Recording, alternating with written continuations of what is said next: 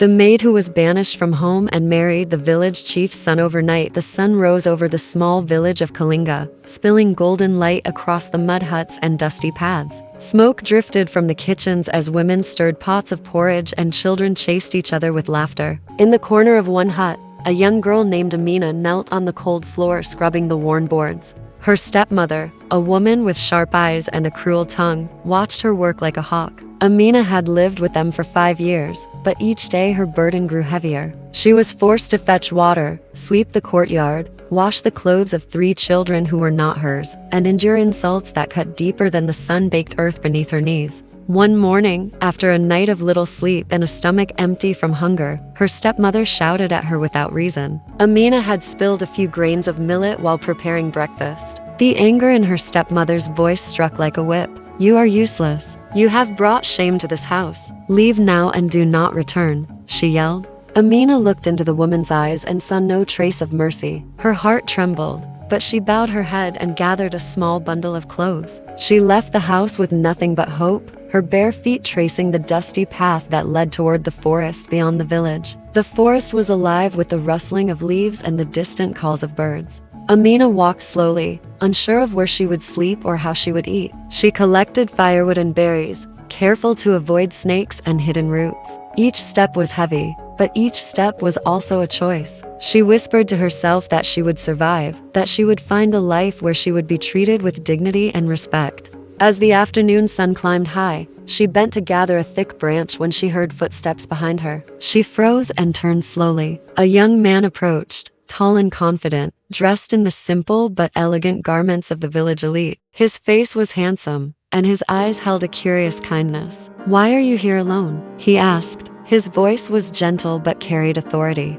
"I have no home," Amina replied softly, hiding her fear. "I was sent away by my stepmother. I have nothing." The young man's eyes softened. "You should not be treated like this. I am Malik, the son of our village chief. Come, sit with me for a moment." Amina hesitated, unsure whether to trust him, but the kindness in his eyes gave her courage. She sat on a fallen log, clutching her bundle close to her chest. Malik spoke of the village, of his father's hopes for peace among the villagers, and of his own dreams to help those who were powerless. As he listened, Amina felt her heart lift. For the first time, someone saw her not as a maid, not as a burden, but as a person with strength and hope. Over the next few days, Malik returned to the forest each morning, finding Amina gathering wood or tending to small gardens she planted near the stream. They spoke for hours, and slowly a bond formed. Amina told him of her past, of the cruelty she endured, and of the fire inside her that refused to die despite hardship. Malik admired her courage and kindness, and in the heart of the village, word began to spread that the son of the chief had taken an interest in a girl shunned by her own family. Some villagers whispered in disbelief, while others shook their heads at the thought of such a union. One evening, as the sky turned violet and the cicadas sang their songs, Malik took Amina's hands in his. "I cannot bear to see you suffer anymore," he said. "Tomorrow, I will ask my father for your hand. You have shown bravery and goodness that cannot be ignored. You will not be powerless any longer." Amina's eyes filled with tears. She had never imagined a life of respect and love. She had only dreamed of surviving.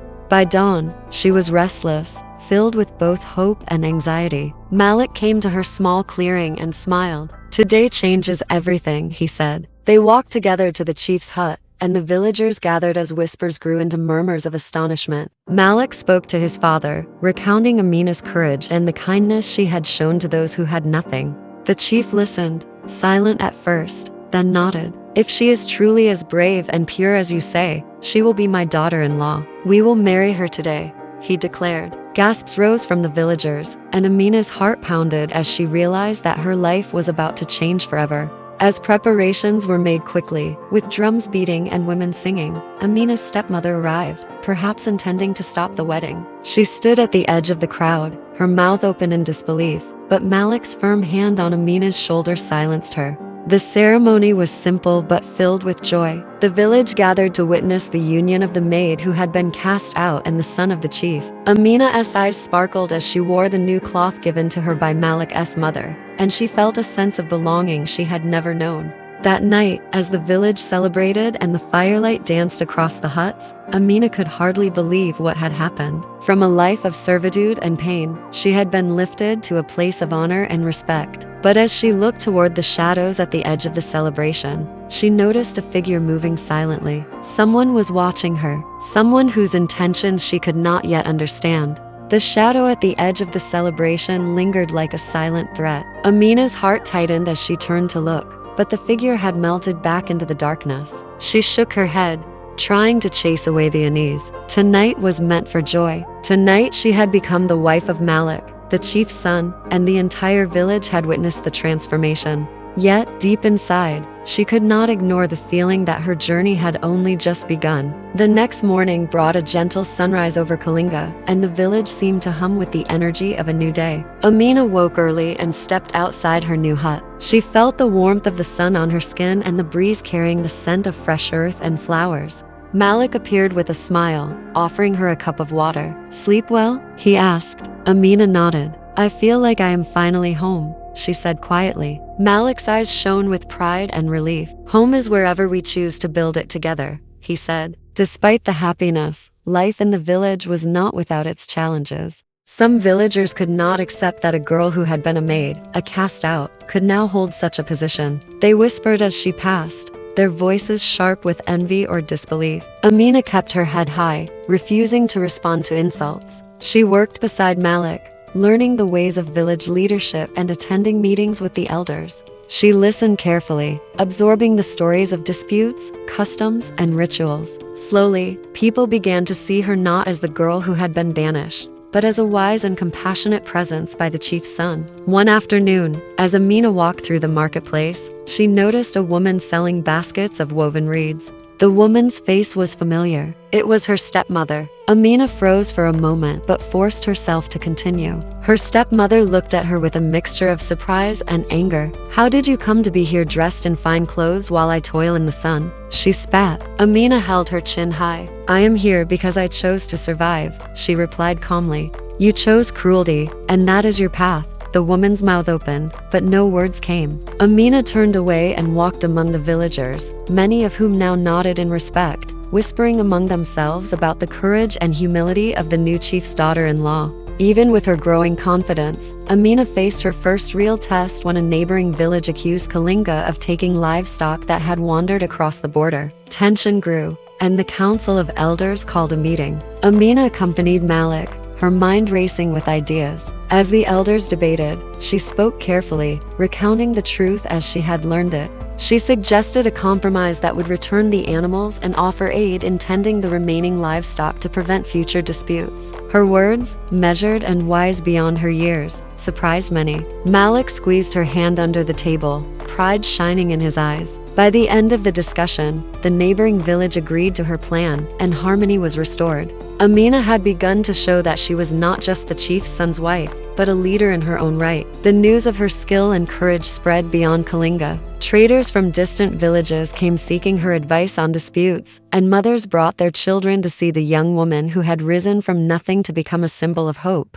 Amina never forgot her own suffering. She often visited the children of Kalinga, telling them stories of courage, teaching them small tasks, and listening to their fears. Each smile she earned, each thankful look, reinforced her belief that power came not from status, but from kindness and courage. Yet, not all challenges came from outside. One night, as the village slept, Amina discovered that someone had stolen firewood from the huts of the elders. She followed faint tracks to the edge of the forest and found a group of young men attempting to hide the stolen goods. Confronting them alone, she spoke with authority. "Why would you harm your own village? Do you not understand that respect and trust are earned, not taken?" The men were shaken by her courage and humility. They returned the stolen firewood, and she led them back to apologize to the elders. That night, Amina realized that her role as the chief's daughter-in-law was more than honor and celebration. It was responsibility, and the people's trust rested upon her shoulders.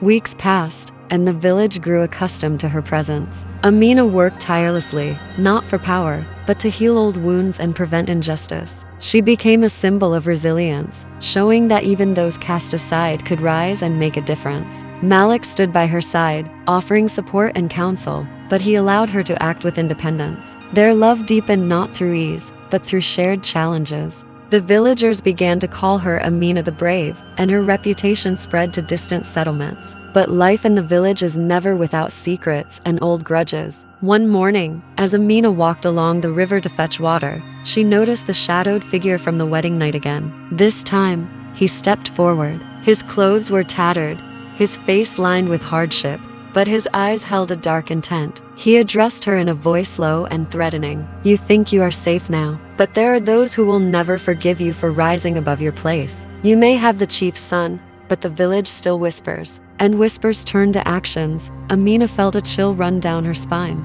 She had faced cruelty before, but this felt different. It was personal, calculated, and dangerous. She returned to Malik and told him of the encounter. His face hardened with concern, but he did not panic. "We will face it together," he said. "But you must stay vigilant. There are people who will test your courage beyond what you have known." Amina nodded, her resolve firm. She understood that while she had won the hearts of many, there were always those who would try to undermine her. That night, as the village slept under the blanket of stars, she lay awake, listening to the sounds of the forest, feeling both fear and determination. Something was coming. She could feel it. Something that would challenge every lesson she had learned and every bond she had forged. The next few days passed with tense quiet in Kalinga. Amina stayed vigilant, observing the villagers and the edges of the forest, her senses sharpened by the lingering threat she had felt. Malik remained close, yet he allowed her space to act with the courage she had already shown.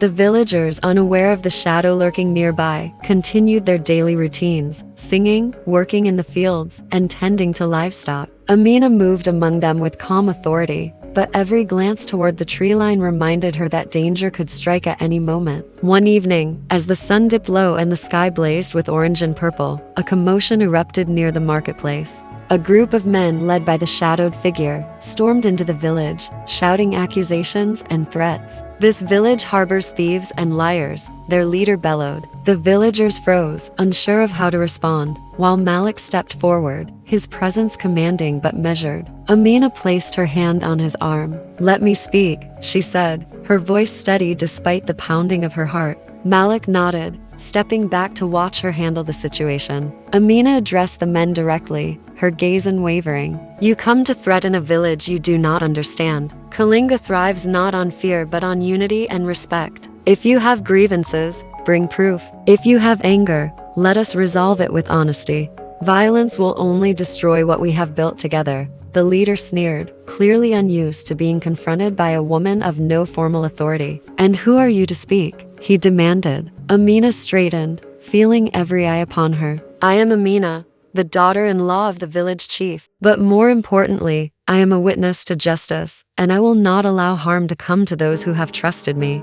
Her words carried a weight that surprised the attackers. Slowly, some of the men shifted uncomfortably, glancing at one another. Amina continued, recounting the village's work to help neighbors, settle disputes, and protect the weak. She spoke of the stolen firewood incident, of her efforts to prevent conflict, and of the many villagers who had supported her since she first arrived. Her voice, calm yet powerful, turned suspicion into doubt. By the time she finished, the leader's face was red with rage and frustration. Without another word, he signaled his men to leave, muttering threats that dissolved in the evening wind. The villagers exhaled collectively, relief washing over them. That night, the village celebrated quietly, not with drums and singing, but with a newfound respect for Amina's courage. Malik held her close under the stars, pride and love mingling in his eyes. "You have faced your first real test as a leader," he said softly, "and you have prevailed. I am proud of you beyond words." Amina smiled, feeling both exhausted and exhilarated. She realized that true strength was not in fleeing danger, but in confronting it with wisdom and courage. Days turned into weeks, and Amina became an indispensable part of village life. She mediated disputes, organized community projects, and helped the elders implement fair systems for trade and resource sharing. The villagers, once skeptical of her presence, now sought her counsel and admired her perseverance. Children ran to greet her, calling her Mama Amina, a title that filled her with warmth. Despite her rising influence, she never allowed herself to forget her humble beginnings. Each day she remembered the cold floors of her stepmother's hut, the hunger, the humiliation, and the fear. Those memories fueled her compassion, ensuring she never ruled with pride or cruelty. However, the shadow from her past had not vanished entirely. One morning, as Amina collected herbs near the riverbank, she noticed footprints that were not hers. They led from the forest to the village gates and stopped abruptly. Something had been left behind, an object wrapped in a cloth. Curious and cautious, she unwrapped it and found a small bundle containing letters and a piece of a broken clay pot. The letters were threats, old grudges, and accusations, written in harsh words that tried to destabilize her. The broken pot seemed symbolic, a warning that the peace she had built could shatter. Her hands trembled, but her mind was clear. She would not allow fear to control her. She returned to Malik and explained what she had found. Together, they devised a plan to strengthen the village defenses, organize patrols, and involve elders in maintaining vigilance. Malik admired her foresight, and the villagers, once anxious, now felt secure knowing she had anticipated the threat. Yet Amina sensed something deeper, a cunning mind behind the threats, one that would not be so easily deterred. She spent nights planning, thinking through every possible challenge, determined that no one would ever again make her feel powerless. As the weeks passed, a celebration approached, the annual harvest festival. It was the time when villagers gathered to offer thanks for the bounty, exchange gifts, and perform traditional dances. Amina, despite the lingering threat, insisted on participating fully. She wore a vibrant cloth gifted by Malik's mother and joined the elders in leading the ceremonies. The villagers cheered her presence, and for a moment, it seemed that peace had returned entirely. But as the drumbeats echoed across the village and children ran with brightly colored ribbons, Amina noticed movement in the tree line once again. This time, it was not one figure, but a small group, silently observing from the shadows. Her heart skipped. She realized that the past, though pushed aside, had not been defeated. Someone had gathered others, waiting for the right moment to strike. She felt a surge of determination and fear. This festival, meant for joy, could become a moment that defined everything she had worked for. She turned to Malik, whispering urgently, "They are here. They have been planning. We cannot let them destroy the village." The night fell, and with it came the sound of hushed movements and the faint rustle of leaves. Amina gripped Malik's hand tightly. The people of Kalinga had celebrated a life that rose from despair, but the shadows were closing in, and the real test of her courage and wisdom was about to begin. Amina felt the weight of the approaching danger as night deepened over Kalinga. The drums of the harvest festival had faded, leaving only the soft hum of crickets and the distant murmur of the river. She held Malik's hand tightly and whispered, "We must move carefully. They have waited for the perfect moment, and we cannot underestimate them." Malik nodded, his jaw set, and together they moved silently through the village, checking gates and ensuring that the elders and children were safe inside the huts. The shadowed figures from the forest approached cautiously, their eyes glinting in the moonlight. Amina counted 7 in total, all masked with dark cloth, each carrying a small spear or wooden club. She realized immediately that these were not ordinary thieves or rivals. They had come with the intent to intimidate and challenge her authority. Her heart pounded, but she forced herself to breathe slowly, recalling the courage that had brought her from the mud floors of her stepmother's hut to this moment. She stepped forward, her voice calm yet commanding. "Leave now, and you will not be harmed. This village belongs to those who respect its people. You have no right to bring fear here." The leader, the man she had first seen at her wedding, stepped forward. His voice was harsh. "You think your marriage and the chief's support protect you? We have waited. We have prepared. This village will kneel, and you will return to the path you were born to follow." Amina's eyes narrowed. "You are mistaken if you think anyone here will bow to fear.